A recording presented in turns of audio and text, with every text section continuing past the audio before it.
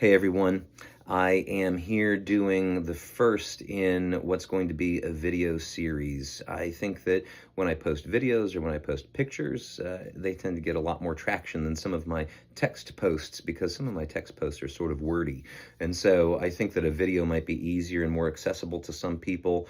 You can watch or you can even listen as you're doing something else, and that way you don't have to actually focus on reading a text post that I make. So this is going to be one of several over different topics that I'm going to try to be producing here weekly. And there's going to be different content. There might be some political stuff. There's going to be spiritual stuff. There's going to be biblical scholarship stuff. That's the next one that I'm going to be doing, actually. And so we're just starting this video series off with something that I think is really sort of time sensitive. Many of you are probably aware that there was a 60 minutes expose on the Salvadoran prison called Cecot, and it was scheduled to air on Sunday, the 21st of December, and CBS pulled that from their lineup. And people wondered, where it had gone to, even though there had been a trailer that was shown for it and everything. And then someone must have let it through, and it was archived in Canada on their Global TV app. So we actually are able to see the video, and we are able to access the transcript of the video. There is a 13-minute video that you can watch if you are interested, and it shows the stories of individuals, their inmates, telling their stories in their own words. But it's not just a one-sided narrative. There have been many people who have been invited into Cecot, both public officials from various governments as well as online or social media influencers have been invited to tour this prison. And so we have it from multiple sources what is going on here. So even if you haven't seen the video, just to sort of highlight what it is, the video tells the stories of inhumane treatment of prisoners, specifically Venezuelans, who were seized here in the United States. So ICE, or Homeland Security, has stated that they were undocumented, that they were not here legally, and so they were deported. Now, the thing about it is that they're from Venezuela, but they were transported to El Salvador to a prison, and this is a country that they have no ties to, and that there's no connection with. And so they're telling their story of being transported and imprisoned there, and mistreatment. And so the government, our administration has said that they might have ties to Tren de Aragua or MS-13, which are violent, horrible gangs.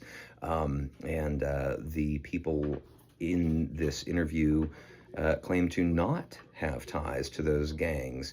And one of the interesting things is that when they looked at the offenses of these people, they actually found that about 50% of them have no Actually, about criminal record 75 to whatsoever. 90% don't have any criminal record. And even the ones that do, they are mainly non-violent. And so this is just something that needs to be brought to light. And this is something that, a lot of us currently involved in this movement have been just saying, hey, maybe you can't change it, maybe you can't do anything, but we need to be witnesses to the fact that this is going on, that these humanitarian crimes are going on.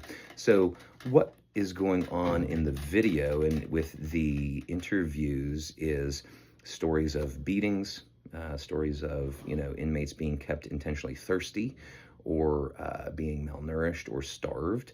They are denied access to medical treatment. They are denied access to food. They're denied access to clean drinking water. And even like sexual abuse by beating their genitalia. About being cramped in cells with many other inmates, beatings. It's exceptionally hot. The lights are on 24/7, so that it's very hard to rest. Stories of solitary confinement, or the hole, they call it the island, which is a little concrete cell. There's no padding there, there's no blankets, nothing. You just lay on a cement slab, and you don't have access to the outside light. anything like that. And it's interesting because these stories are not just people telling imaginations or fantasies of what's going on. These are actually confirmed because influencers and government officials have been invited to come in and tour these facilities. And we actually have video from one influencer who's not connected to CBS or 60 Minutes. And he was shown what they call the island. And he shows, the concrete room and the concrete slab where they sleep on. And it's validating what these prisoners are saying they experienced in this place. So that's one thing. We need to bear witness that this stuff is going on. And the first troubling issue is that the people who are being sent here are claiming that they were not allowed due process and that they were not given fair trials, that they were not convicted of any crimes. They were just rounded up and they were shipped out to this basically torture prison in a country that they had no connection to whatsoever.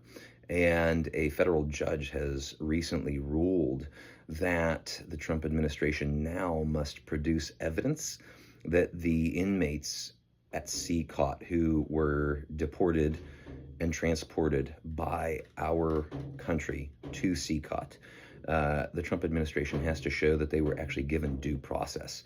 And if they cannot demonstrate that, then they must actually bring them back to America. So we're talking millions of dollars in wasteful spending, transporting people there and potentially transporting them back here so that they can actually have access to a fair trial and due process, which is a constitutional right guaranteed to all people on American soil. Justice Scalia interpreted the Fifth Amendment that way, that due process does not extend just to citizens, but to all people in America. And so that's the first troubling thing, is that apparently these people were transported without due process. And so now our government has to show that they had due process or bring them back. So that's one thing that's troubling. The next thing that's troubling to me about this video is when they show the people touring the facility, the warden and the president of El Salvador, they seem to be very proud of the inhumane conditions. They brag about how hot it is in the prison. They brag about how uncomfortable it is. They brag about, how hard they are on these inmates. And there's rooms, of weapons, and there's stories of prisoners being beaten with batons, just cruelty, absolute cruelty. And they invite people in to tour the facility to show how torturous and dehumanizing the facility actually is. They shave the heads, they keep people shackled and bent double, they keep people in solitary confinement for minor infractions for extended periods of time. They deny them access to clean water and sufficient food, and they're actually bragging about this. That's very troubling. And so it's almost like they are proud of the torturous conditions. And something, that comes to mind is this is just, they're trying to appear like tough guys. I think that they're exceptionally tough. And look how we dehumanize the inmates, and look at how tough we are. And the problem with that is, I'm just going to say it, torture. Torture is always bad. And it doesn't matter who's doing it. And it doesn't matter if the person being tortured deserves it or not. Maybe heinous criminals deserve torture. The problem with torture is torture not only dehumanizes the abused, the person you're torturing, but torture dehumanizes the abuser, the person doing the torturing. So even if you are a just, righteous, law-abiding, corrections officer at Cecot, or if you're the warden there, if you are engaging in torture, what you're doing is you are actually dropping yourself to the level of those violent criminals that you are punishing. And that's a problem. And it's a problem for me, not just as a Christian, because Jesus tells us not an eye for an eye and a tooth for a tooth, but to love our enemies and to pray for those who persecute you.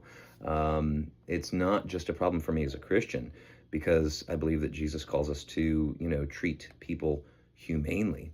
It's a problem for me as a human being, because when you take a look at even the animal world. Animals by and large do not torture other animals. Um, it's interesting because, the closer you get to humans, other mammals like orcas and dolphins, they might torture their prey before they eat them. But, by and large, torture is not known in the animal world. And it's mainly humans who torture other humans. And I believe that activity debases both the person being tortured and the one doing the torturing. And the bottom line is, if you believe that the Bible is the Word of God, then you believe that all people, no matter who they are, whether they're Adolf Hitler or anybody, all people are created in the image of God. And even if they do heinous acts, that does not give us the right to torture those people in response. Yes, we can punish, and yes, we can hold accountable. I don't believe in lawlessness or anything like that, but we can't sink to their level and engage in torture. And this is not just a beef that I have with the current administration, because to be perfectly honest, I had a problem when I found out that the Obama administration was keeping children separated from parents and keeping them in chain link cages. I spoke out vocally against that. And then, after September 11th, as horrible as that was, and, everybody in America was upset about, the attacks on September 11th, and we all wanted to go and get the bad guys. When I found out about waterboarding terrorists to gain information, I spoke out vocally against that because I didn't believe that was wrong for the Bush administration to do either. I believe no matter who does it, no matter when it happens, and no matter the reason for it, torture is always wrong. And I want to tell you, you can hold people accountable. You can punish them for wrongdoing without torturing them. And even if you can't do it for them because they don't deserve to be tortured, do it for yourself so that you are not dehumanized by torture.